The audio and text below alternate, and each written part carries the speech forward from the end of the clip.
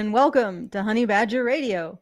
I'm your host, Alison, and today we have some excellent fare, some really good food for you all to and by that I mean it's total crap. I All right, so this is another installment in Women Can't Take Responsibility for Nothing. And I'm going to just lay a statistic on you guys just starting out before we even dive into it. Something like 14% of men refuse to don't want to date a man or a woman who's taller. And something like 50% of women will not date a man who is not just shorter, but not at least 4 inches taller than herself. So all of the studies when it comes to height, all of them show that women are much more discerning about the heights of their partners than men are.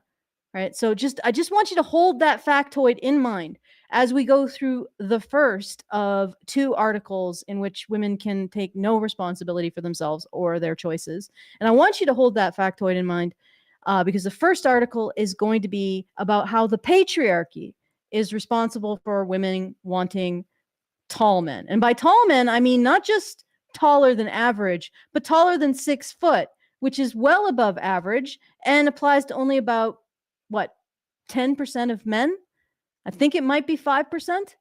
So we're talking about a very small subset of the male population. But as you will find out, my friends, it is not women's fault that they prefer 5% of the male population. Oh no. It's not their fault that they prefer tall men. It is, in fact, the fault of patriarchy. And when I say patriarchy, we all know what that means. It's the fault of men. So it's men's fault that women prefer tall men. You all collectively came together and said, let's disenfranchise 95% of men and make it so that they can't have any kind of relationship, or it's much more difficult for them to have a relationship, and give all of that to the top. That's all on you. So, check, you may not have remembered, but just look back in your journal, in your time, in your business time calendar, and remember that you were at the patriarchal meeting where that was decided. Okay, so before I get into it, I just want to remind everyone, if you want to send me a message, the very best way to do so is at feedthebadger.com/justthetip. That's feedthebadger.com/justthetip. And we are going to be putting on a meetup in September of this year, September 13th in Calgary, just like last year. And if you were interested in any of the details on that, please send a message to badger@feedthebadger.com so that, I can make sure that we have enough space and tell you what's what and where it will be, etc. So badger@feedthebadger.com if you're interested in finding out more about that. And I don't have the monthly fundraiser up at this moment. So stay tuned on that. And if you want to join our community, badgernation.online is where you would do that. And it should all be in the low bar. All right, so let's get into it. Yes. Oops, this started in the middle. Just a second, guys. Let me bring it to the beginning. It's not evolution that keeps short men disadvantaged in the dating market, but no one wants to name the real problem. Well, Wolf, if you're a man who is shorter than 6 feet tall, is it impossible to find love? As a woman, I obviously can't answer that with any certainty, but based on what I see online, the answer appears to be a resounding yes. The comments. So, guys, what do you guys think of my my new animation paired with the voice? Is it horrifying enough? Just tell me. I'll see what the special chat has to say. Oh, Chris Minzo. Yeah, short men do get married every day. I'm not saying it's impossible. It's just more difficult, just like fat women get married every day. Doesn't mean that there isn't, a bias, or if you want to call it that, against women of size. All right, so let's see what's going on. Let's see if there's anything. Technical difficulties. Yep, there's always technical difficulties. In this case, it was just a little bit of a time overrun. That's why we started a little late. Okay, shall we continue? And complaints are everywhere. Men are making social media reels about it, and you'll hear their frustration in the comment sections of anything from red pill content to feminist media. I found this one in response to a recent episode of Boy Problems featuring Scott Galloway. I can't tell you how many dating profiles I have read from I believe she's quoting Scott Galloway here. It's not very clear in the article because grammar is a patriarchal construct as well. college-educated women in their 30 to 40s who say that they won't date somebody under 6 feet. On paper, I'm everything a woman should want, except I'm 5 feet 6 inches. I can't tell you how much rejection I have had based on that alone, both online and in real life. I've actually given up. Clearly, this is a major problem that men are facing. From what I can tell, few men under 6 feet tall are getting dates, and most of them have, like this guy, given up. So she admits that this is a problem. And again, I've explained that a lot of times when they engage in this kind of sophistry, they will admit that, yes, the problem exists, but we're going to go into why it shouldn't matter. And it's also men's fault. So even if it does exist, it's not the fault of women who are doing the choosing. It is indeed the fault of patriarchy. And by patriarchy, we mean men. But the beginning of all of this, she, of course, says, oh, yep, they're right. This is a problem. This does exist. This is a discrimination that short men face in the dating market. That's it patently, considering that the Tinder is now rolling out their height filter. And I'm sure that's going to be reducing short men's odds even more. And when they did look at it, I mean, women may not all filter for height, but they sure as heck aren't filtering for, being short. Like, I won't take any man over 5'6". But the women who do filter for height are a significant part of the population, and they are filtering for very tall or taller men, and a far smaller percentage of men than it's ridiculous. Like, all of you want the top 5% of men. It's not going to work, right? So this is a problem. Ultimately, it's not just a problem for men; it's also a problem for women. But that's further along. Let's continue. I'm tempted to ask if it's really that bad. After all, I've never cared how tall a man is, and I've rarely met another woman who had strict height standards for a man. Oh my God. This doesn't apply to me, folks. Therefore, it's not reality, right?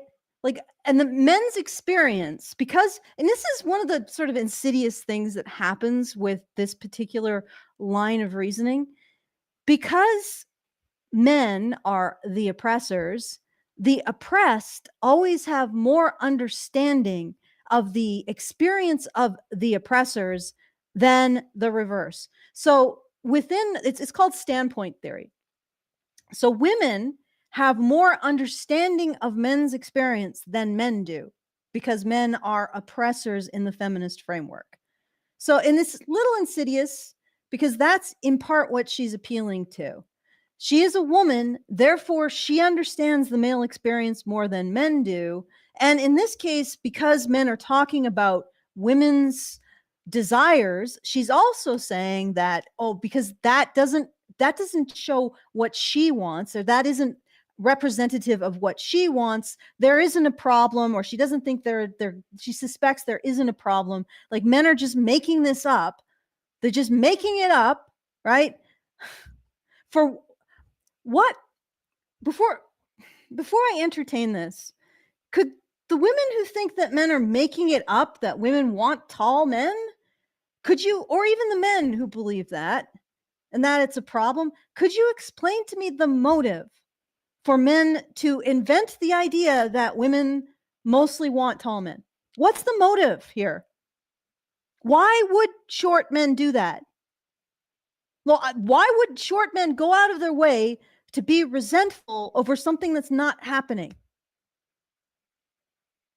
I mean, it's not like they're going to get an NGO and a fat board position on the non-government organizational advocacy for short men, which has a annual budget of 10 million and expenditures of 50,000. Wait, 10 million, 500,000, because it has to be at least 5%, right? I'm actually referring to something. referring to feminist NGOs, and the board members all get like 40,000 for half an hour work a month, right? It's short men aren't going to get anything from complaining about something. They're not going to get money thrown at them. Men aren't going to get money thrown at them for complaining about anything. So one, she's using standpoint theory. Women understand men more than men understand themselves because men are oppressors and the oppressed understand the oppressors more than the blah, blah, blah. And then she's also doing the whole thing, well, I don't do that. So it can't be a big problem. So I don't know. And then also explain to me the motive for short men to complain about shortness, knocking them out of the dating market. If you're so sure that's what they're doing. And finally, once again, remember that statistic that I started out with, that women in every study are more concerned about the height of their partner than men are. So men will date taller women. Women will not date shorter men. And more women are explicitly, like, this is a deal breaker for more women than it is for men. So women are the majority of the people who are enforcing this. And yes, it's not going to be all women, but you don't need it to be all women to have a severe distorting effect on the dating landscape. All right, let's continue. Further, we already know this isn't a deal breaker by any means. Tom Cruise, 5 feet 7 inches, isn't exactly hurting for female attention. Robert Downey Jr., 5 feet 8 inches, hasn't had a difficult time finding love. I've never heard anyone call out Mark Wahlberg, 5 feet 8 inches, for being too short. But it's clear that this is a huge pain point for men. Taken as a whole, it seems to be a problem that is negatively affecting their mental health. Oh man, like I said, yeah, I totally agree this is a problem. Now let me lay out my spiel about how it's men's fault so we don't have to give a crap. Oh, but also I love the multi-millionaire famous men aren't having a problem, guys. It's probably harder to become a multi-millionaire actor than it is to go through one of those leg lengthening surgeries, which are very dangerous, by the way. Don't do it. But oh, good Lord. Okay, let's keep going. Almost as much as the male loneliness crisis. Or rather, it seems to be one of the causes of the male loneliness crisis. So let's take a closer look. The first thing that you will hear from both men, those under 6 feet tall, and the media is that not meeting this height standard is a cruel hand to be dealt in a world filled with women who are biologically programmed I'm to be getting attracted really to tall freaking men. tired of chorizo in the chat. Yes, Asian men get married all the time, and they're all under 6 feet. They're also from traditional cultures where there's a lot of pressure for people to get married and have children. And also, they're not competing with a lot of men who are tall. I'm sure that the effect holds in Asia, even if it isn't the minimum being 6 foot. But here's the thing. It doesn't matter. It doesn't matter that there are short men getting married. It doesn't matter that Robert Downey Jr. got married or multiple times or has supermodels. That doesn't matter. We are talking about something that is more likely to be experienced by short men, which is discrimination in the dating landscape. That's it. All right. Look, like, anecdotes don't change the fact that this exists. Women don't just want men who are taller, they want men who are significantly taller. So, in other words, the most common arrangement is a woman who is of average height with a man who is of above average height, right? Where does that leave a lot of men who are average and below? Locked out, not completely. Some of them who are very handsome, they're mesomorphs with a great physique. They have fuck you money, or they're really charming. It'll even out. But the rest who don't are just normal. They're a little bit screwed. That's the point. And no matter how much you point to, oh, look at this famous dude with lots of money, he gets chicks and he's short. Well, you're sort of proving the point. Look at this charming dude. He's super charming. He gets chicks. Yeah, well, not everybody's super charming. Not every short man is super charming. Not every short man is athletic. Overall, shortness is going to be a deficit in dating women. Okay, and that could be frustrating.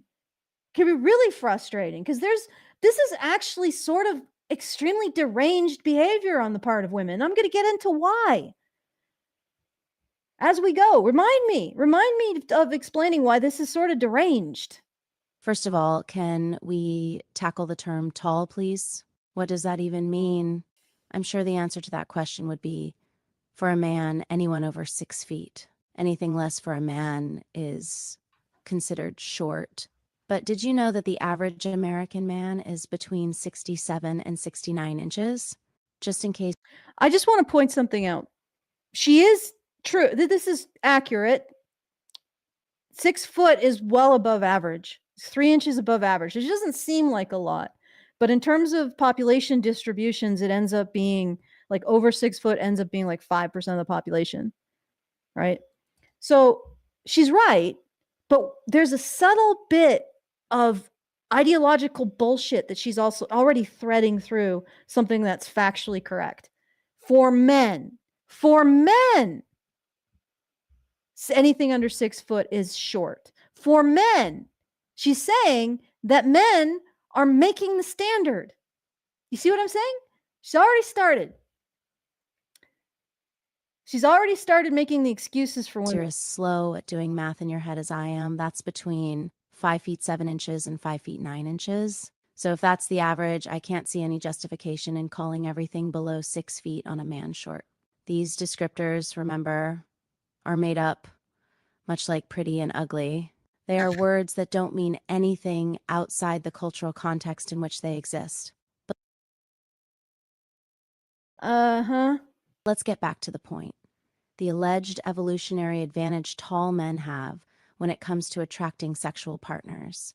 If you've read my work before, you know how much it irks me to see evolutionary psychology and gender essentialism used as arguments for anything. The latter has been debunked, and the former is constantly misinterpreted and manipulated through the lens of patriarchal biases and narratives.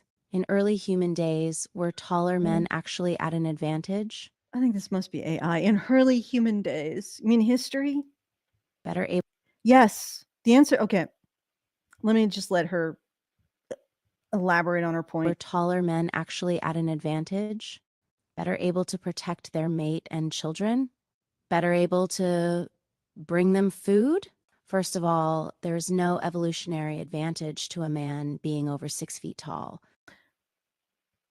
Probably not over 6 feet tall, but there is an evolutionary advantage to height to a degree. Like at some point it drops off because increasing height is comorbid with circulatory, like heart issues. But there was definitely an evolutionary advantage to height. There used to be, they might still do it. There's a tribe in Africa in which the men walk after a pride of lions has made a kill. The men will walk into the pride and grab a hunk off the antelope and walk out again. Now, this is actually really remarkable because humans aren't that big.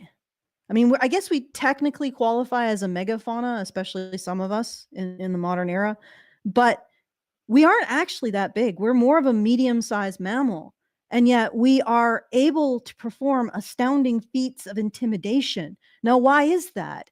It's because we're bipedal. It's because we're tall. So an animal looks at us, and instead of seeing sort of an average-sized can of Spam, it sees something far more intimidating because we look taller than we actually are. We look bigger than we actually are because we're tall, because of our height. And yes, height did confer an evolutionary advantage in terms of intimidation. Human beings got where they are because they were intimidating because of their height. And men are taller. And this is an evolutionary difference that persists despite the fact that human beings are pair bonders, which is another thing she's going to lie her ass about. Human beings are pair bonders. And yes, there were genetic pinch points in our past, but that doesn't actually counter or contradict the idea that we're pair bonders. They were just two things that happened in our past that reduced the amount of males significantly. Could have been disease, could have been social factors, don't know. But regardless, as soon as those pinch points ended, we went right back to one man, one woman. And most societies that are polygynous, most relationships are monogamous between a man and a woman. So this is our usual way of mating, and it's how we evolved. It wasn't how we evolved. We split off. The ancestor that we shared with chimps was a pair bonder. Chimps split off and became what chimps and bonobos are, and we remained pair bonders. And pair bonders have certain anatomical features, and one of them is that we tend to have the same size. So it's interesting that despite the fact that human beings are pair bonders, men retained that height difference. And there's probably a good reason why. And that reason is, like most social mammals, male humans tend to be more involved in the protection of territory, in the defense of territory, right? So it's likely that conferred an evolutionary advantage in terms of intimidating predators. Okay, just like that African tribe and its men walking into the lion pride and grabbing a hunk of antelope and walking right out. Why can they do that? Because they're tall. So she's full of shit. Height does confer an evolutionary advantage. There's more recent evidence of this as well. Men who were tall were more likely to survive war. And this is where, okay, I'm going to get into why it's so depraved, what women want in the dating landscape now. Men who survived World War I and World War II are taller because they survived. So their descendants, the sons of the men who survived World War I and World War II, are the tallest human beings in human history as a result of that winnowing pressure of two gigantic wars, which established the prosperity that allow avocado toast millennial woman to cogitate, to say, oh, I don't want to date anyone under 6 feet. I mean, that to me is so flippin' depraved. Like, we're looking at right now, we live in an era where men are taller than ever because their grandfathers and great grandfathers died in war, leaving tall men to produce taller sons. And here you are saying that's not good enough. Are you fucking mental? All right, moving on. The qualities we assign to tall men are purely the product of our patriarchal conditioning. Here we go. We've been programmed to perceive height as an indicator of strength in men. As Susan Krauss Whitbourne, PhD, notes, taller men may only seem stronger because we conflate height with weight and strength. Further, the strength, stoicism, and confidence we might attribute to taller men. And again, you remember the African tribe walking in, the tribesmen walking into a lion pride, getting a hunk of antelope. Do you know why they could do that? Because other animals associate height with weight and strength. And they think that human beings are a lot stronger and heavier than they actually are because of our bipedalism makes us quite tall. So don't give me this shit. This is an evolved trait that even other animals share. Sorry, my dear. Wrong. Men is often the product of the social clout they receive just from being taller. Taller men, as Krauss Whitbourne suggests, tend to experience more social deference simply due to their height, which leads them to feel that they have superior qualities. And that, of course, affects how others perceive them. I also want to point out that the arguments we tend to lean on when it comes to evolutionary psychology are often just patriarchal narratives that have no basis in fact. Okay. It's ironic that she's talking about having no basis in fact, because again, broken record time, feminist patriarchy has never been proven. any standard. And what I mean by feminist patriarchy is the causal relationship between men in authority and women oppressed. You can't just assert that men in authority equals women oppressed. You have to prove it, right? And that has never happened. Not in the entire history of feminist scholarship have they ever been challenged to prove their assertions. They just walked into an empty field, which is analysis of gender relationships, blurted out the first thing that came to mind, and for some reason the rest of academia was like, oh, okay, what we you don't need to have any kind of academic rigor applied to that. Assert whatever you want, little ladies. So feminist patriarchy has never been proven. Their conjecture about it never been proven, right? We don't have to disprove it. It's never been proven. And now she's beaking off about how evolutionary psychology has never been proven. Right. Well, at least it's being held to some kind of standard, lady. That feminism has never been held to. But the other thing is that there's sort of an interesting this is a little bit of an academic conflict peeking up through medium bullshit, like this woman's bullshit argument. Feminists are now in conflict with evolutionary psychology theories of the relationship between the genders. Now, I have my own problem with evopsych, but it certainly is a step forward relative to feminism. Like feminism is basically feminism is like 17th century science. Like it's actually worse. It's basically like 13th century superstition, and then you start with alchemy, and then you start evolving into chemistry, and then physics, etc.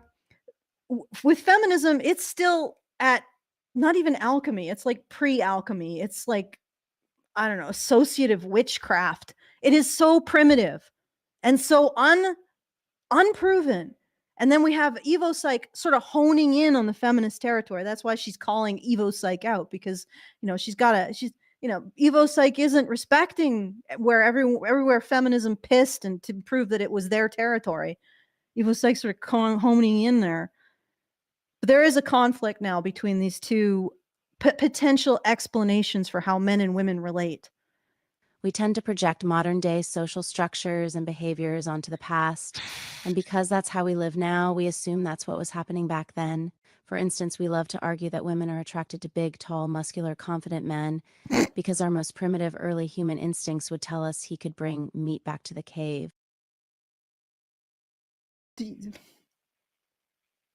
Okay, so evopsych says this is why men or women are attracted to tall, muscular, confident men, right?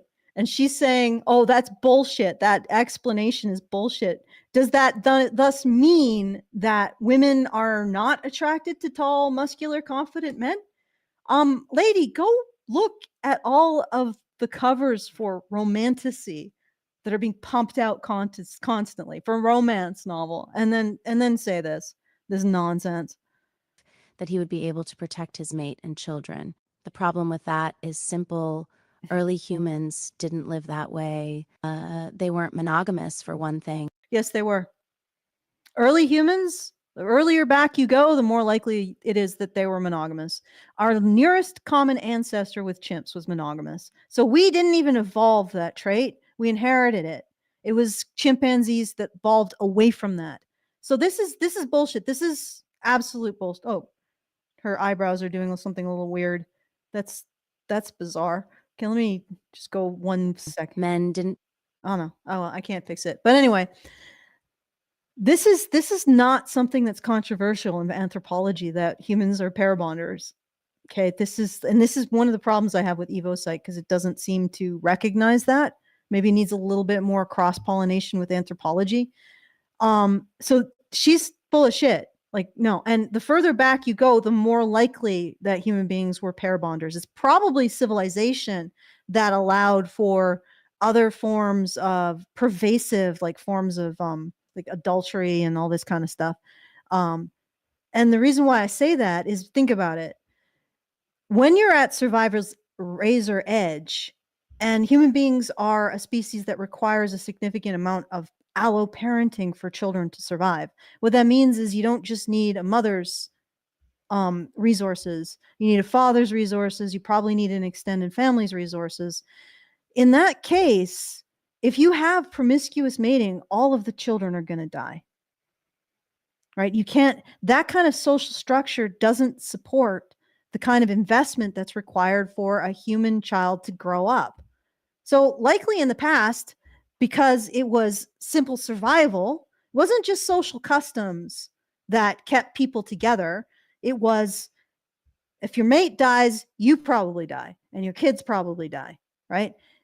And also, what's the likelihood you're going to find another mate?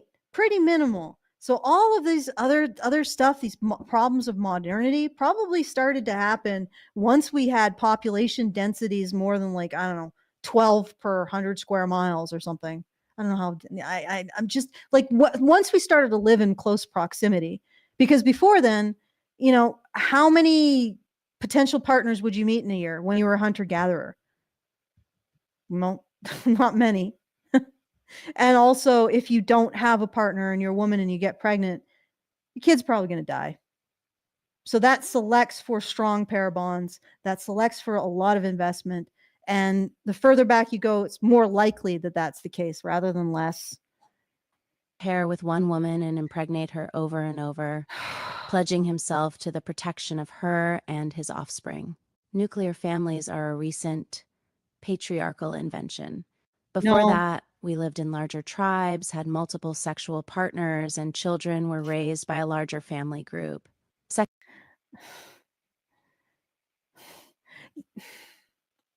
no, no. Even in tribes, there's marriage, right? Even in tribes, adulterers are not they are not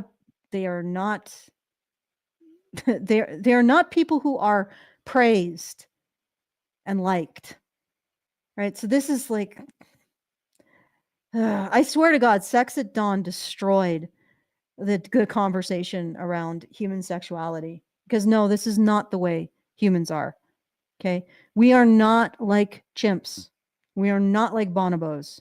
We are, our social evolution actually more closely parallels that of wolves. Secondly, the acquisition of food happened very differently than our patriarchal narratives would have us believe. Women weren't holed up in caves, naked, pregnant, and breastfeeding their 5 toddlers, waiting for their men to return with the latest kill. Women were active participants in hunting alongside men. No, this is not correct. Right? Women hunted small game. They also maybe fished with nets and stuff like that. They did not generally hunt large game. They were involved in the process of hunting large game, but they did not generally hunt it, because those societies did not want women to die. And one of the theories or conjectures about our evolution is that Neanderthal women were more involved in hunting, and the reason why Cro-Magnon actually outcompeted them is because, it reduces women and infant mortality for men to take on the big game hunting. But nobody actually, I've actually looked into this. Nobody in the past said women didn't hunt. They just focused on big game hunting because they were Victorians and that's what they did. That's what men did in Victoria. They went out and they got trophies, went on like safaris, right? So they focused on big game hunting, but they never said that women didn't hunt small game. They just didn't look at it. And some actually explicitly did notice that women hunted small game. So this has never actually been like the anthropological narrative. This is invented by feminists.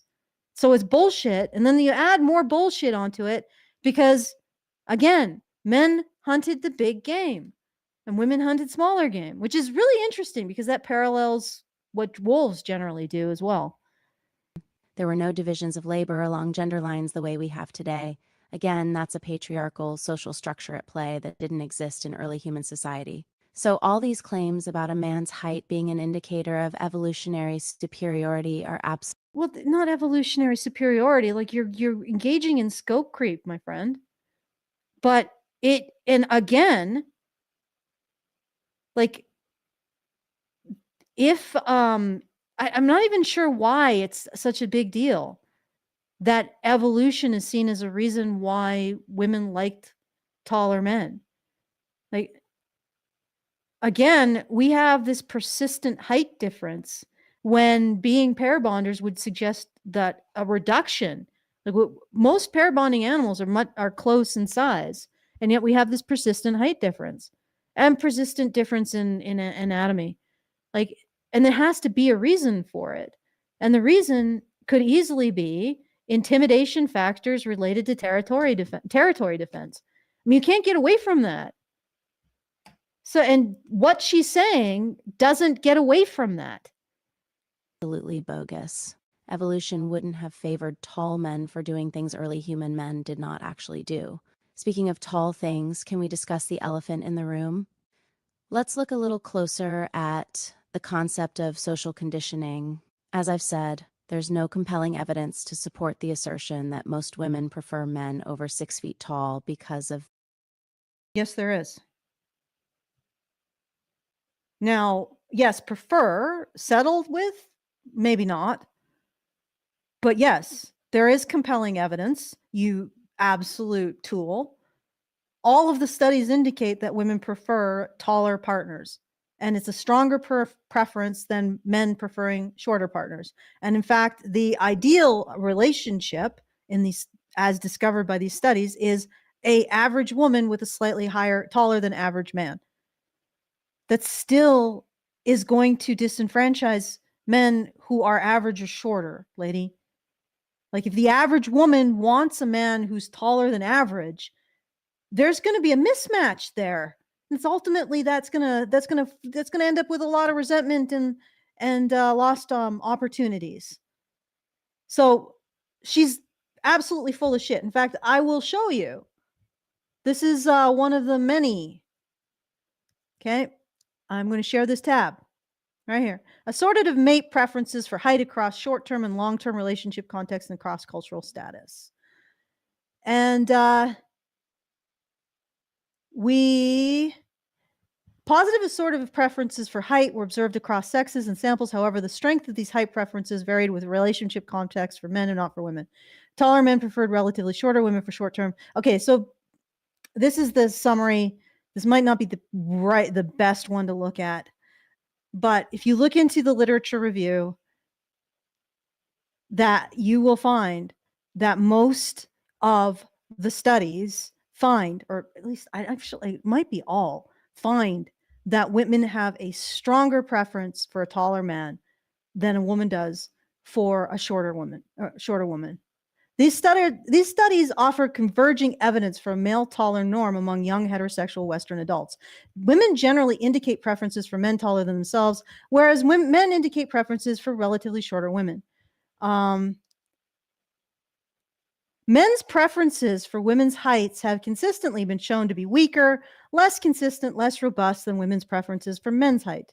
This may reflect evolved or social cultural sex differences in mate preferences. All right.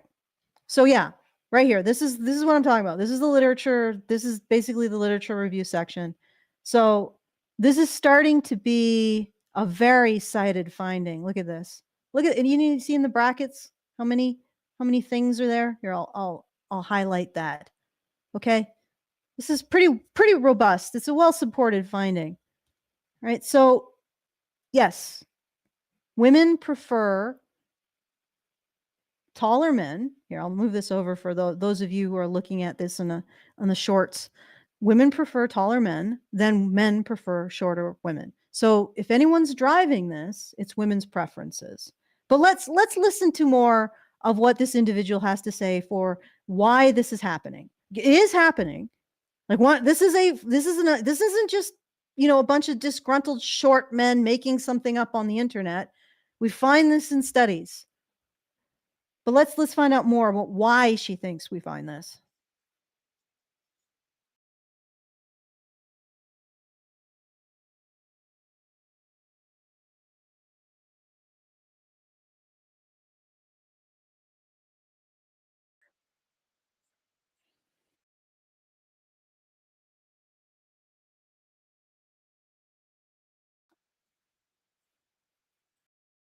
So height discrimination exists, but women are also affected.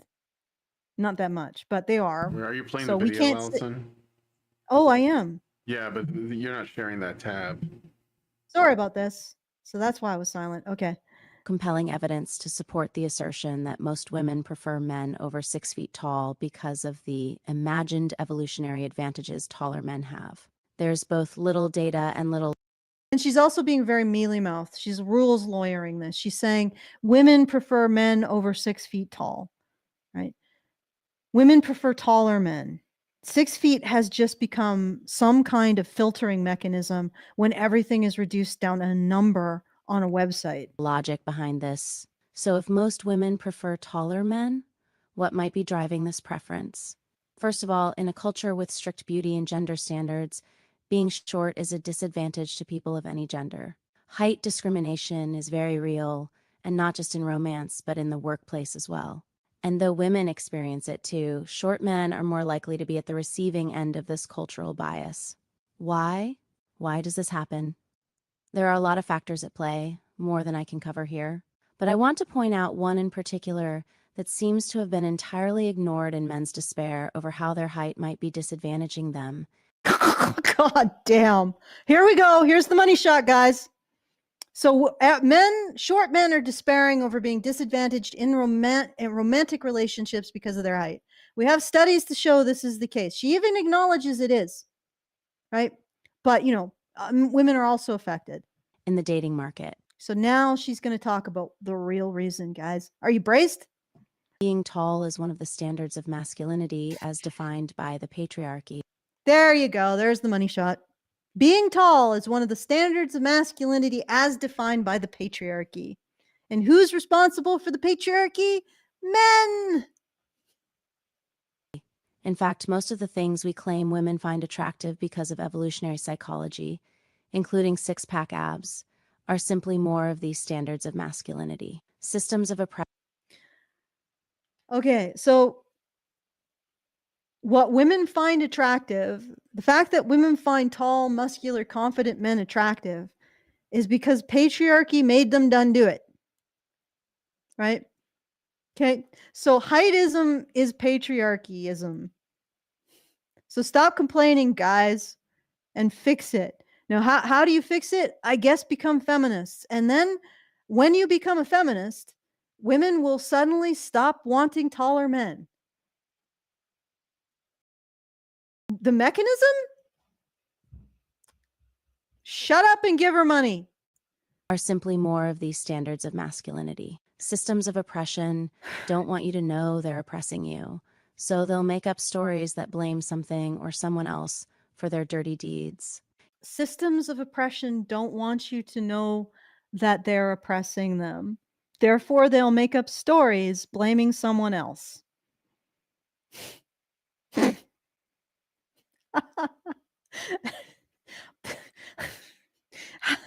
Says the woman, blaming patriarchy for women liking taller men. Oh, man. You don't feel badly about yourself because you are literally falling short of patriarchal standards of masculinity. This isn't about the system. No, it's the fault of evolution. It's by So we're taking something that's fairly neutral. Women have evolved to like taller men because it's an intimidation factor. That's probably one of the reasons why human beings survived up to this point. Right? We've taken something neutral. I mean, can you really blame women for liking something?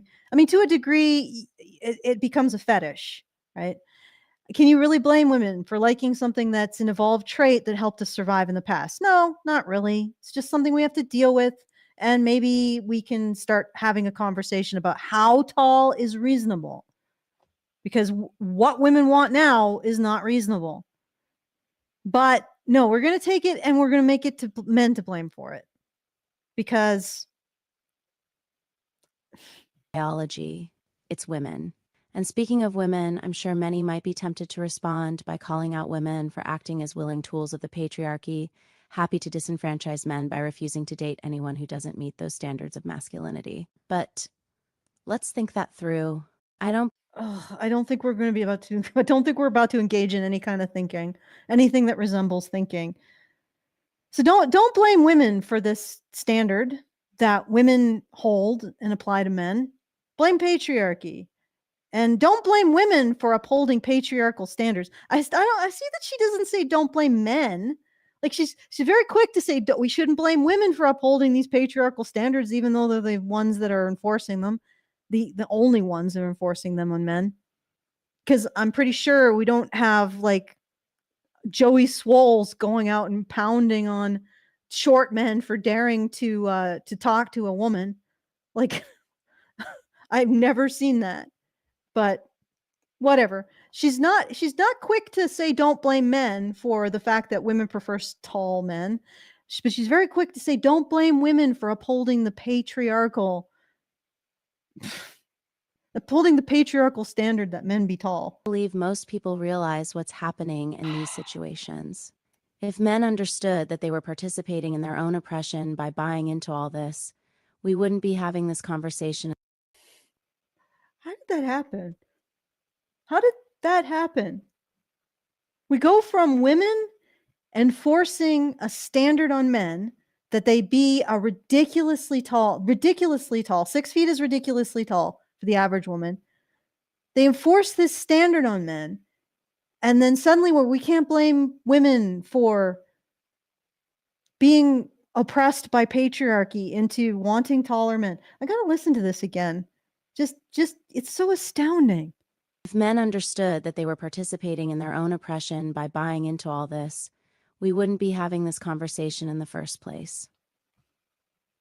Guys, you got to realize that it's your patriarchal buy-in that makes women want you to be tall. And if you just stopped being part of patriarchy, how you do that, we're not going to specify. We're not going to give you any concrete actions to stop being part of patriarchy. But if you would just stop being part of patriarchy, women would want not tall men. It's you that's making all of you short kings, all these short kings out there. You got to stop forcing women to want tall men with your patriarchy. And then you'll be good. Then you'll have no complaints.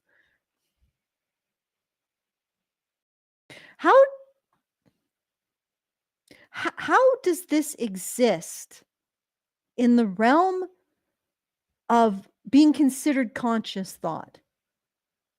Like, this is so stupid, so blind. And I know I'm going to go to the special chat, and Teresa is going to be defending it. So, but I'll give it a moment because I actually have to read out a super chow here. Okay, Albatross says, apparently women have zero influence on what society does and doesn't like. Do everything and women just sit and photosynthesize for millennia. What are you holding them to a standard of photosynthesizing there, Albatross? How dare? How dare? I think that's probably also sexual objectification of plants. So give yourself another smack for that. Okay. All right. Just remind everyone, best way to send me a message, feedthebadger.com/justthetip. We have about 4 minutes left of this nonsense. Oh, I promised you I'd see what Chorizo is saying in the special. Oh, he's silent. Okay. Maybe he's too embarrassed for once. Not going to defend this? Not going to defend how this woman has landed on short kings are using their patriarchies to force women not to like them? I'm sure you could manage something there, Chorizo. All right.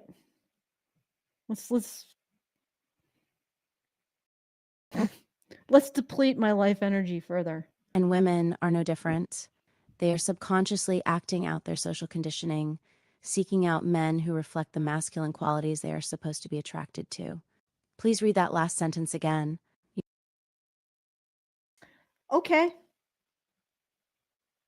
In these situations, if men understood that they were participating in their own oppression by buying into all this, we wouldn't be having this conversation in the first place. And women are no different.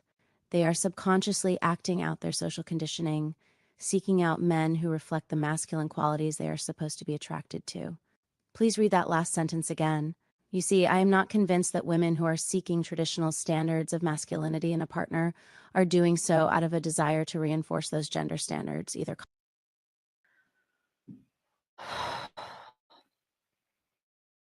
So if men could change how they're inflicting patriarchy on women and making them want tall men, then they would.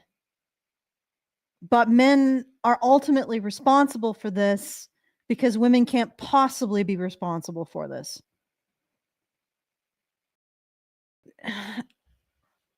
Okay. I'm actually finding it difficult to follow this logic. I know people like think maybe I'm not smart enough. Can somebody help me out in the comments? Chorizo, explain this. Wouldn't be having this conversation in the first place. And women are no different. They are subconscious situations. If men understood that they were participating in their own oppression by buying into all this, we wouldn't be having this conversation in the first place. So if men understood that they're making women, if short men in particular, understood that they're making tall women want tall men because of patriarchy, we wouldn't be having this conversation in the first place. So ultimately, short men are responsible for their own discrimination. Okay, let's go. Let's move to the second half of this miraculous statement. And women are no different. They are subconsciously acting out their social conditioning. So men are responsible for this. And of course, they wouldn't be hurting themselves if they understood that it's patriarchy making them do it, even though they are the ones who are patriarchy making them do it. Seeking out men who reflect the masculine qualities they are supposed to be attracted to. Please. And then this proves that women are completely blameless. Because if patriarchy wasn't so powerful, short kings would stop doing it to themselves and making women want tall men, which means that obviously patriarchy is so powerful. If it can force short kings to embrace things that hurt them, women hold no chance. Women have no chance. There we go. I think I got it. Read that last sentence again. You see, I am not convinced that Doesn't women help. who are seeking traditional standards of masculinity in a partner are doing so out of a desire to reinforce those gender standards, either consciously or subconsciously. Yeah, but they are. They're too busy trying to meet the standards of femininity. This is where, Oh God. And then we segue into women being oppressed, right?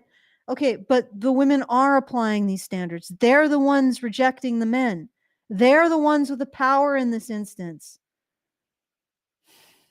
the entire issue comes into focus. The only way to truly define femininity is in relational opposition to masculinity, and vice versa. So a woman seeking out markers in a potential mate that align with patriarchal definitions of masculinity is not reflective of her reductive belief.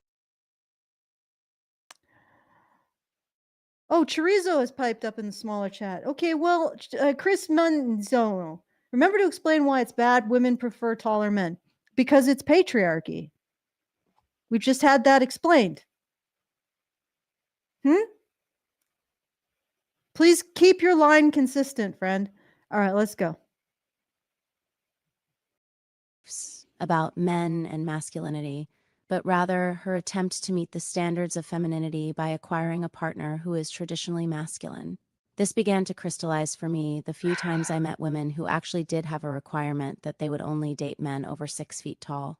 Their reason? They were tall themselves and said they felt less like a woman when they were with a man who was shorter. In the end, this isn't about height at all. It's about strict gender standards that keep everyone participating in their own oppression. And yet women are the ones perpetuating it.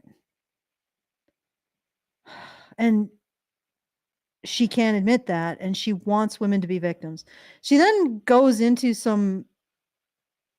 Oh, actually, you know what? I will play that because it is important. Personally, I've never cared about a man's height.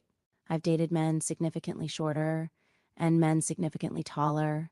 I've yet to date anyone of any size who can't fit together in all the right places when it's time to have a little fun. So honestly, what does it matter? But I understand the pain of feeling perpetually rejected just because you don't meet patriarchal standards.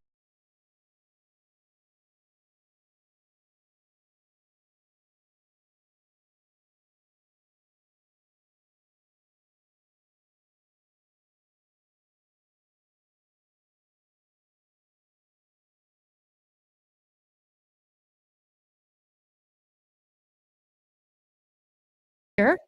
It looks like part of the technical difficulties went away. It's just me though. Yeah. Maybe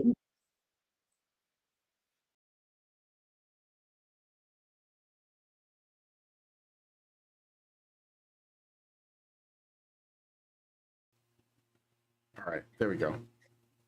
Yeah. okay. Okay. So we're You back. should be fine now. Let me just double check it. Yeah. We're I'm sorry. back. I don't I know what think happened, but the internet rejected this, like this woman's you spiel. guys are back. All right. I think we're still Okay. going. We're still going. Okay. All right. Okay. We're back. Let's continue. Just because you don't meet patriarchal standards. I really, really do, because they affect women too. Men might be passed over because they're 5 feet 6 inches, while women are dismissed, and often cruelly so, if they weigh more than 120 pounds. I'm not sure how women reject shorter men, but it can't be worse than being told you're a hideous fat pig that no one would ever want to sleep with. I feel it's only fair to point this out, considering the sheer number of men who insist that there's nothing discriminatory or unreasonable about not wanting to date fat chicks. As many so eloquently put it, there's nothing wrong with having preferences about appearances or being turned on by certain body types and turned off by others. Okay. So just to clarify, Brian, apparently the vertical stream is dead. So I'm going to continue, or not the vertical, the horizontal stream Yeah, has the horizontal is has, dead. but anyway, I getting don't know back to this why that woman, is, but like, because Restream we'll is just self-streaming, interesting. Huh. Well, and maybe it it just would be sending was too long. to. Yeah, I mean it is going, but maybe it created a new instance. I bet. Yeah, maybe So it you'll have created to a go new look instance. and see if there's a new instance. All right. Well, I will, but first I'm going to deal with No, this. it did. I'm looking at it. It did. Yeah, if you could just pop the link in our chat. Yeah. All right. So she's arguing, first of all, that the phenomena doesn't exist. But if it does exist, which she acknowledges it does, then patriarchy is to blame for it. And of course, that means that short men are to blame for their own oppression, right? So women are absolved of responsibility for wanting these things, even though they're primarily the ones who enforce this on men. In fact, they're 100% the ones who enforce this on men because they're the ones who are choosing not to date short men. And then she says, these patriarchal standards also hurt women, so let's look at that. She's got it. She's got the whole thing covered, guys. You can't feel upset about this, even though technically you should be able to feel upset about it because she's comparing it to something that no doubt she feels women have the right to feel upset about, which is sizeism. But I'm guessing that somehow we're going to land on you don't have the right as men to talk about it, feel upset about it, bring it up, or expect women to change. I've heard countless times. I've always found it interesting that that argument never goes both ways. It's okay for men to only be attracted to women who wear a size 2, but it's reverse sexism, which isn't a thing, for women to prefer men 6 feet or taller. Yes, but men aren't like, first of all, you're exaggerating. 120 pounds of size 2. I'm sure there are men out there who will not date women smaller than that. I'm sure. But to take a page from your own book, and also, is she telling a bit on herself that she said she's experienced this? But to take a page from your own book, if I look around myself, I don't see any man with a woman who's like 120 pounds. Like, when we go down to the States, 120 pounds is pretty rare. In Canada, it's not as rare, but it's still fairly rare. So most men aren't dating women who are 120 pounds, right? I don't think they're necessarily going on Tinder and saying 120 pounds or less please. And also, if you look at how men rate women in terms of attractive, it's a nice normal bell curve. Some women are unattractive, some women are extremely attractive, most women are in the middle. How women rate men on a bell is nowhere near a bell curve. Pretty much all men are ugly according to women. There's a big difference there. Anyway, well, how is it that some men being mean about weight, and having a natural preference, and yet somehow it's not it's not men that's causing the world that there's no longer relationship formations, men's preferences.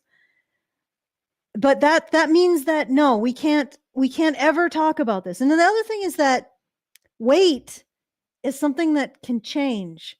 Height is really difficult to change. But, I mean, I really doubt that men are as extreme as she's describing. And because men aren't rejecting women in the way that women are rejecting men. Patently. You can't have it both ways, boys. Frankly, I think it's Can you? Because it seems like you're trying. all ridiculous and superficial as hell. Yes, all of it. I think it's insane that Oh, she's floating above all of us, friends. so many men won't look past a woman's weight, and I'm staggered that height could be a deal breaker. Height is not something that reflects any aspect of character. To a degree, weight does. Like you do have to apply some discipline in your life to avoid becoming hugely overweight. For anyone. Who cares if he's 5 feet 6 inches or 6 feet 5 inches? I can't think of anything less important about a man than how far his head is from the ground. And yet, evolutionarily, that was a very critical thing. But it's up to us to unwind this. Yeah, but ultimately, okay, she's right. People have preferences, fine. The real problem is all of the excuse making, all of the dodging of accountability. Oh, well, it's like listening to a lawyer arguing in the alternative. Like, no, women don't have this preference, but arguing in the alternative, if they do, it's fine because men have a preference for skinny women, which is bad, but that makes the badness of men's preference for skinny women makes women's preference for taller men fine. Not bad, because that you would think that you're making the relationship, then they both are bad. No, that makes it good, because women should stick it to the patriarchy by having their own preferences. So men should feel bad for wanting thin women, and women should be free to want tall men, and that's fine, and that's good. It's sticking it to patriarchy, but also it's patriarchal standards that they want tall men, right? They want tall men because of patriarchy. So men are to blame for something that women have complete control over. Let's see. I don't think there was much left, but we'll go to the end just for consistency. We have to start with ourselves, deprogramming from patriarchal standards and norms. We have to learn how to step out of the system, including learning how to detach from feelings of shame or judgment over other people's choices to align with patriarchy. And most of all, we have to learn to see the people and not the standards. Whoa, that's interesting. We have to, I guess, allow women to have these patriarchal standards and not judge them for it.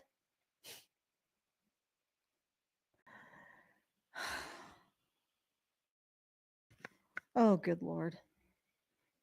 This is all just evading accountability.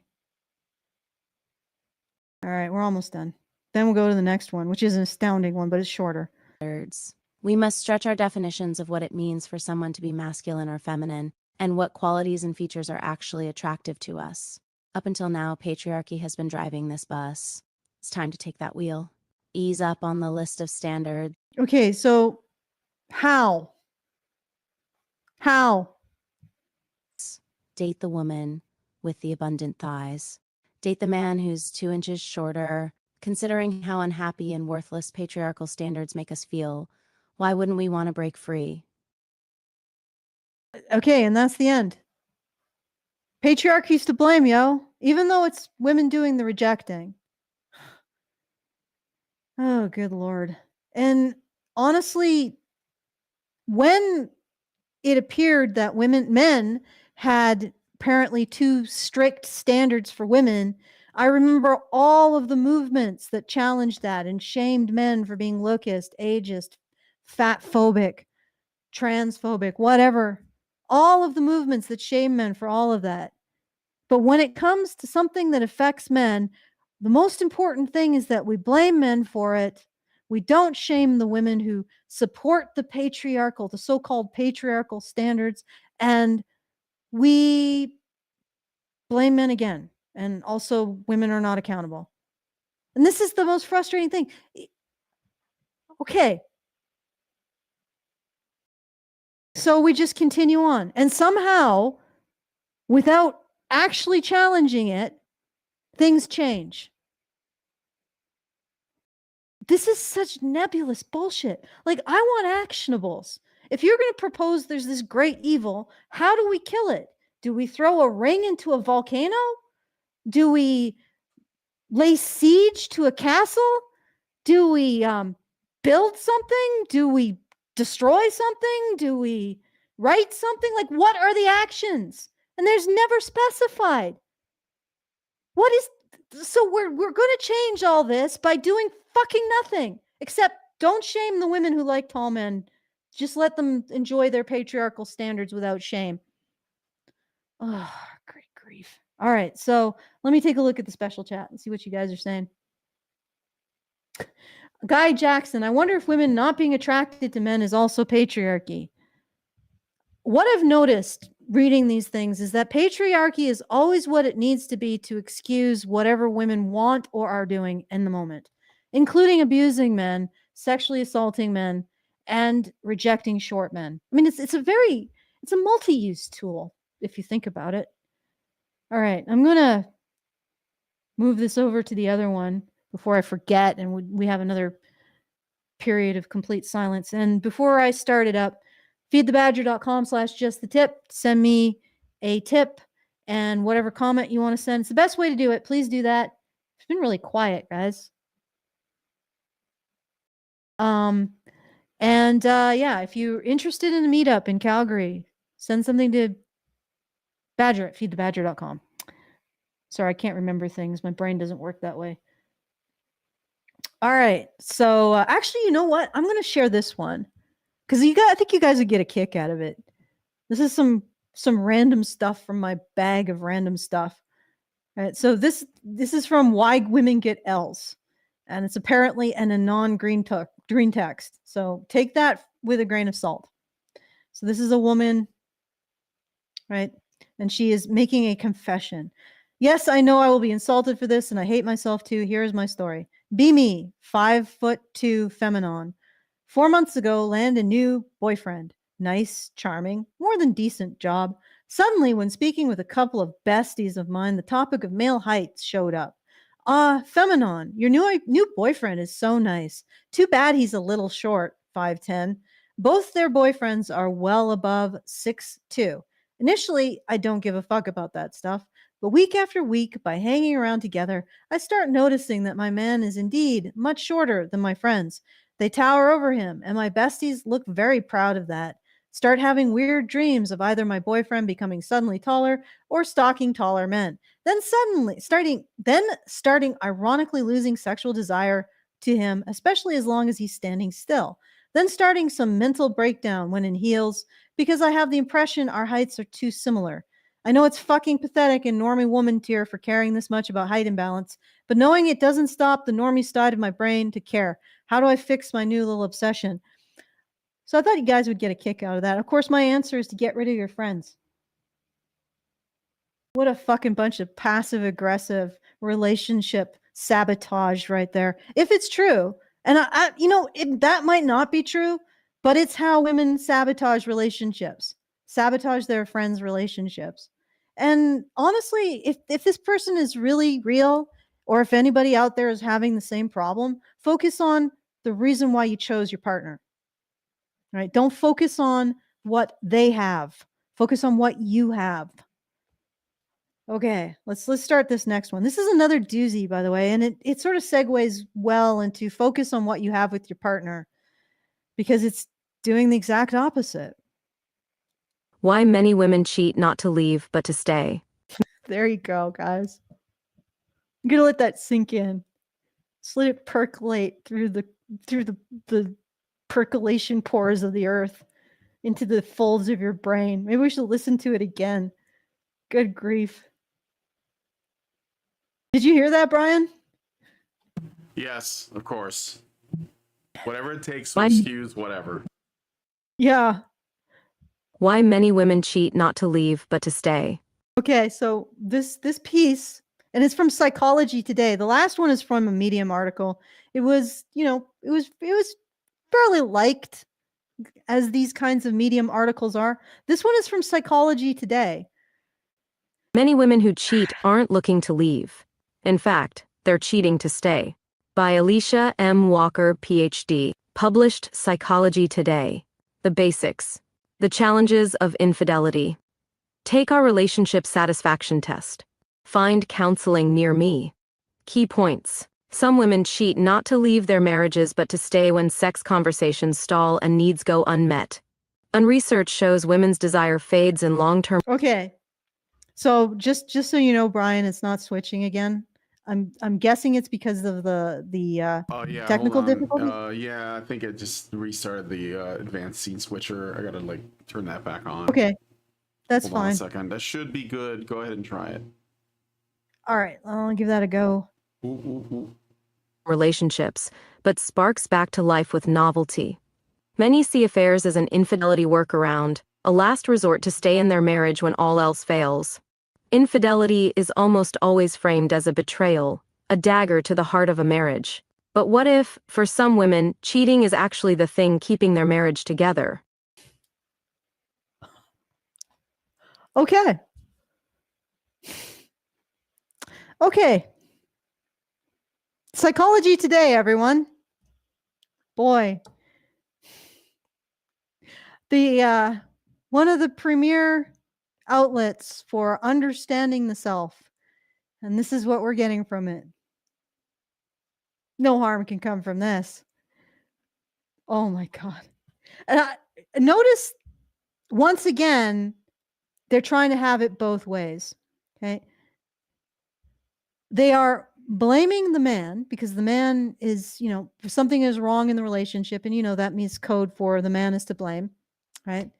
And then they're also actually appealing to an evolutionary thing, or I'm not actually, I guess it would be evolutionary, like the 7-year itch or the lack of novelty in a relationship causing women to want to leave it to find novelty, some crap like that. So it's, yeah, she wants to have it both ways. Men are to blame, but also evolution. It's a little bit different than the previous one, which was more like you can't blame women because of patriarchy, but also women get judged for being fat, therefore they should be able to judge men for being tall. It's justified that they judge men for being tall. It's tit for tat. It is retributive judgment. Retributive judgment.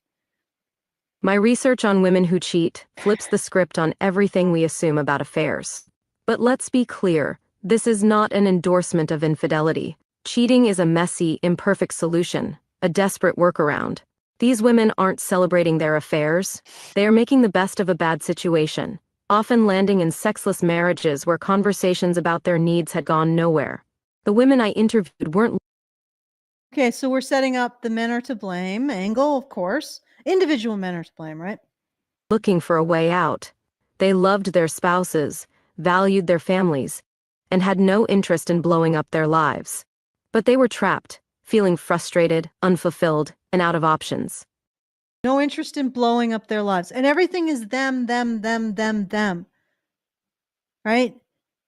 Somehow they're there because they're cheating because they don't want to leave their partner. And it's an act of love.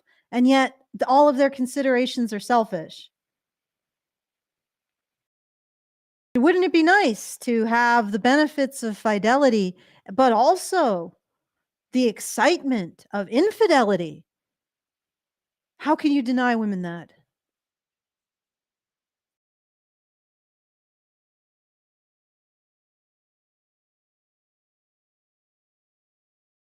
Oh man, this is really sinister. So somehow they're doing their partners a favor. Like, and this is actually an appeal to how rough divorce is on men. As I've said in the past, there is no fault divorce for men. Divorce, modern divorce, is man at fault divorce. And because it's so punitive, there's now an argument here that women cheating instead of divorcing the man is them doing him a favor. Don't you feel grateful?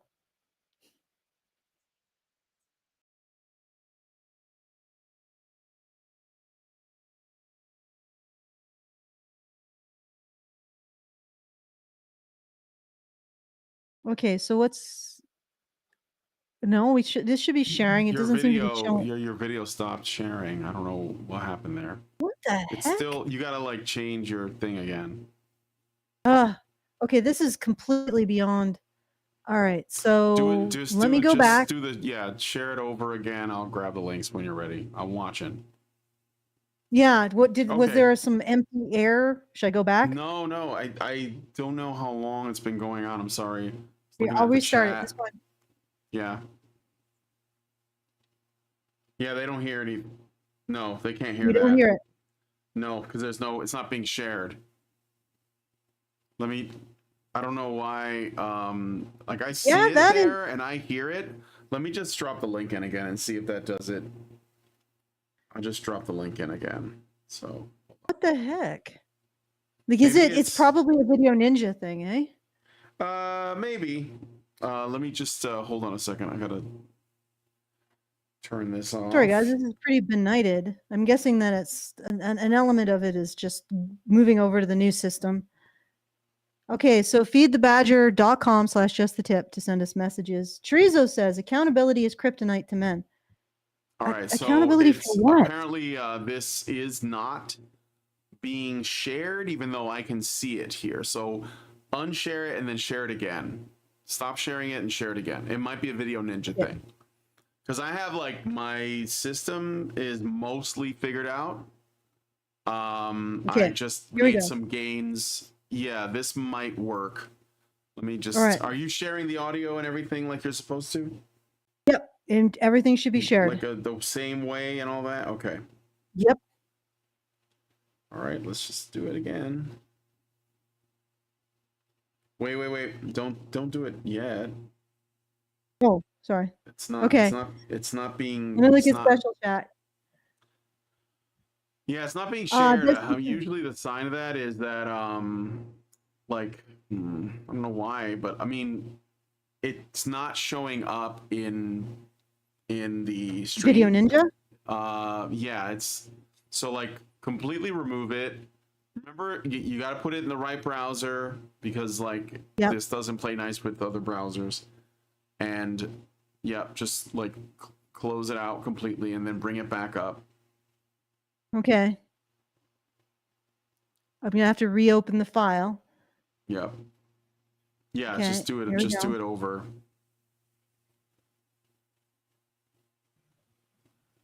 Just gonna take a moment here, guys. Yep. So when somebody like Chorizo says men are allergic to accountability, what the hell does that mean? What accountability are they allergic to here? Kryptonite to men. Yeah. Which men? Yeah. I mean, but here's like if men are, well, you're gonna have to give some examples of men not like being allergic to. Yeah, I've got it. Okay, let's try. Let's see. I don't know. It doesn't look promising. It feels like when they say of that particular ideological viewpoint, when they say men are allergic to accountability, what they mean is that men are not taking accountability for women's actions, which, if you think about it, is 100% the attitude towards women under coverture, which is the classic patriarchal example in the feminist rogues gallery of the past. So shouldn't you be more careful about not ascribing accountability to women, since in the past it was assumed that men were responsible for women's actions? Like that was the patriarchal standard? Okay, where are we? I don't see. Yeah, it's not coming up still. It's not coming up. Completely. Maybe I should just do it. Okay. All right, just let me just grab it off of We're Discord. about a minute and a half in. Yeah. I'll just give me a second here. This has been one hell of a rough stream. Is it Kim or Alice?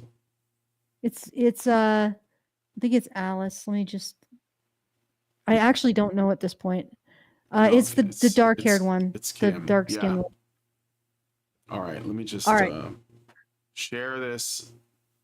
We're fixing this. We're getting it Yeah, ready. well, We're doing it. and then I'll just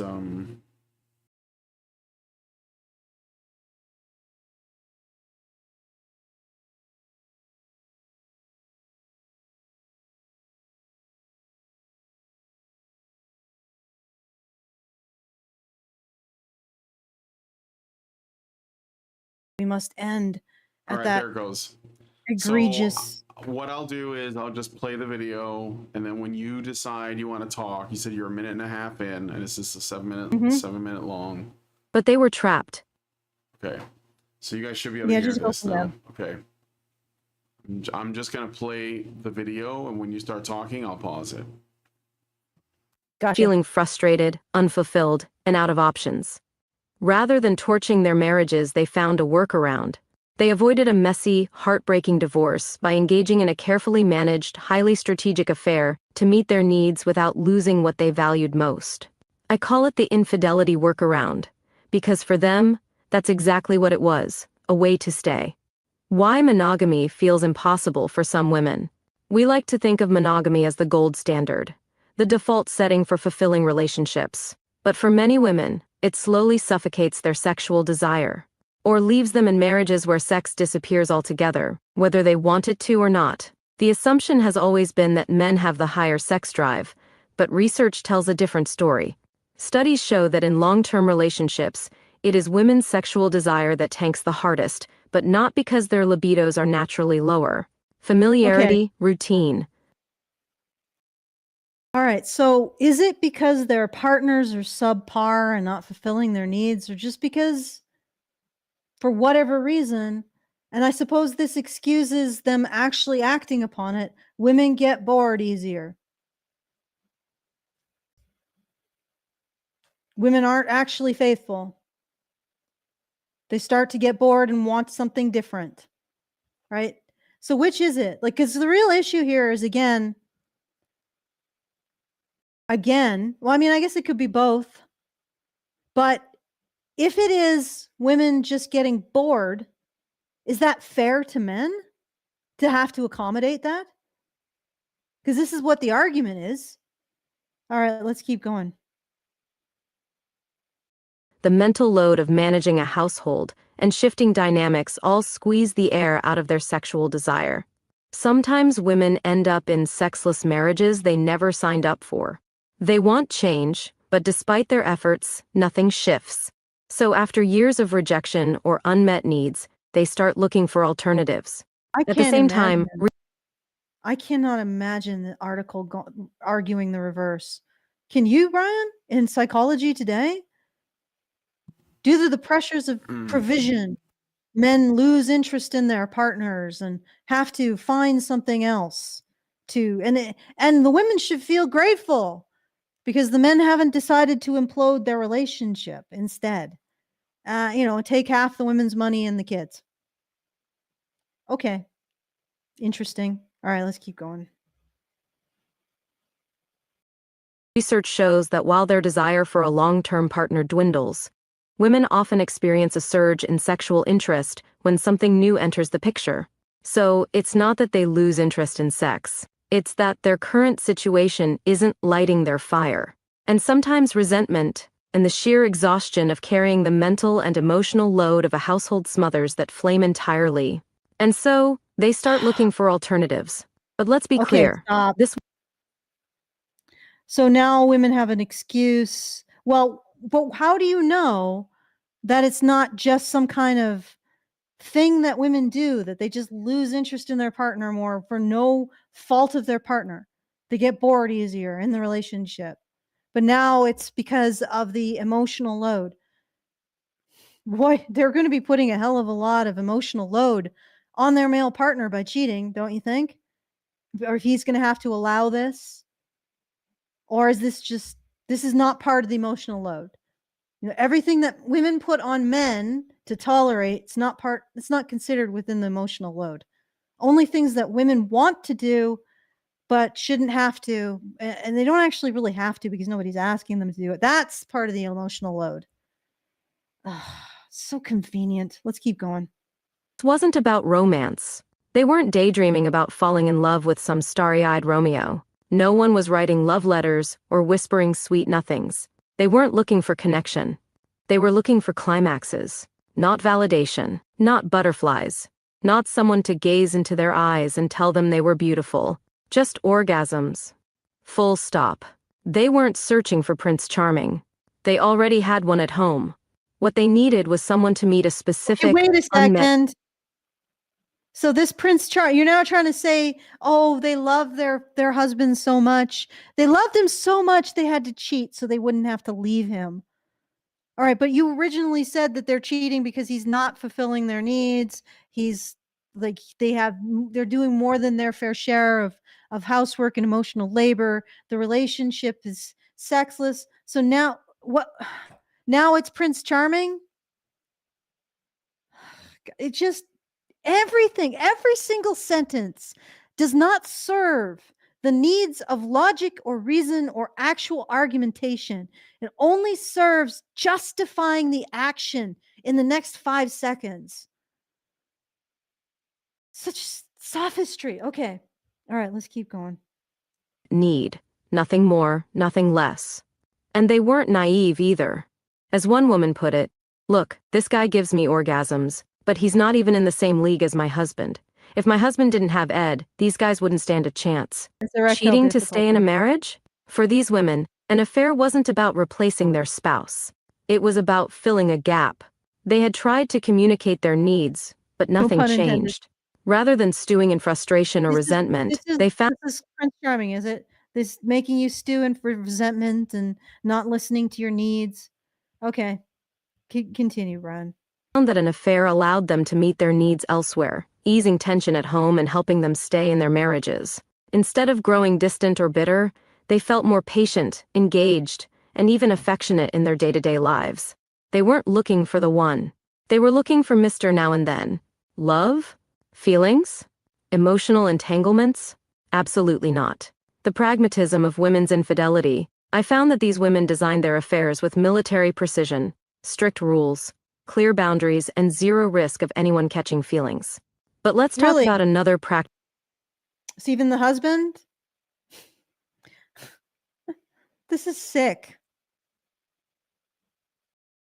Does he get a say at all? Even perfunctory say over this?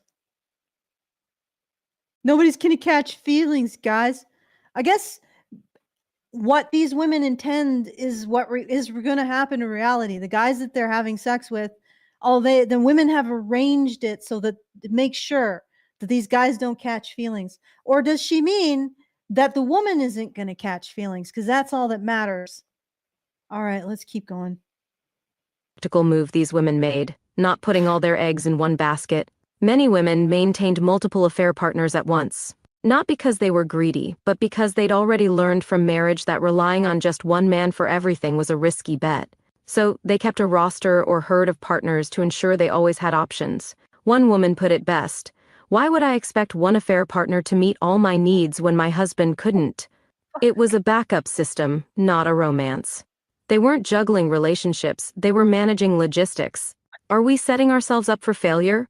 This research forces us to ask some uncomfortable questions about how we approach relationships, starting before we even say, I do. Why aren't we talking about sexual expectations before marriage? We spend months planning a wedding, but often skip the Okay, part all where we right. discuss what we need sexually to. But you just indicated that this is something that evolved and changed in the relationship. How are you supposed to discuss it before it happens? Okay, how much is left? Do you see that? About a minute? About a Okay, minute. I'm just, before we continue, I just want to point out The people say that I am radicalizing men. I'm radicalizing men, and men's rights activists are radicalizing men. Are we really the ones radicalizing men, or is content like this put out in something like American or Psychology Today what women are actually saying and expecting about their lives and justifying about their actions? Is that what's radicalizing men? Is being disenfranchised as a short man and then blamed for being responsible for the patriarchal expectations of masculinity, perhaps that might be radicalizing men. And then this incredible exercise in narcissistic solipsism that we are listening to now. Good golly, Miss Molly. All right, let's finish it. Stay happy in the long run.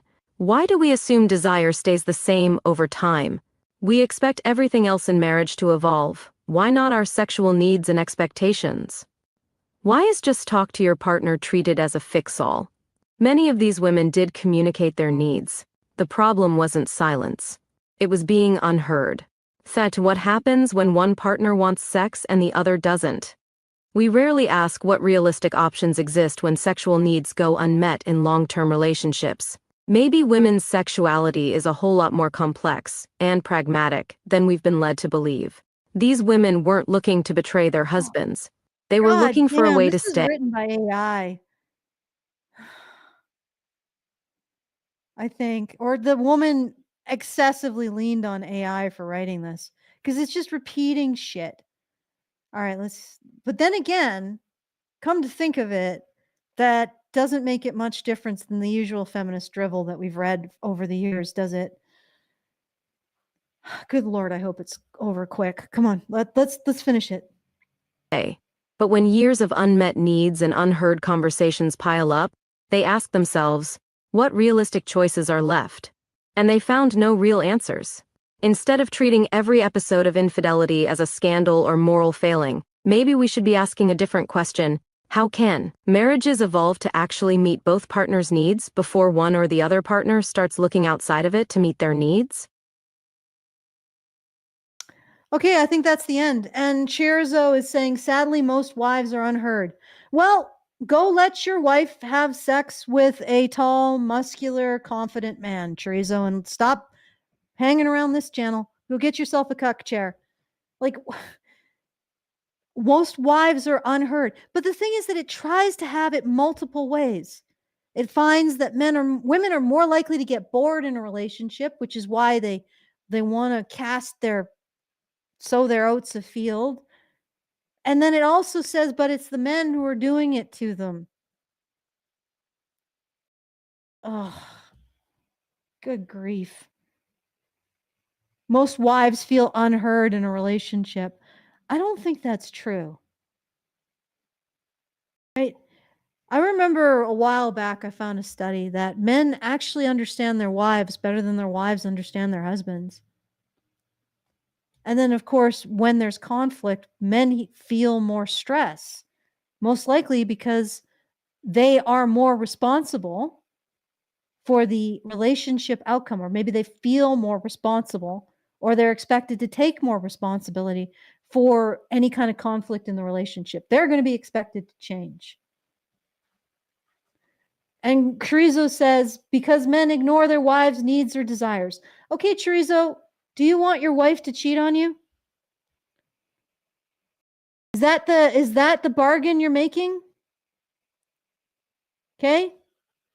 If your wife feels unfulfilled or bored, she's free to find someone else to solve that for her without telling you.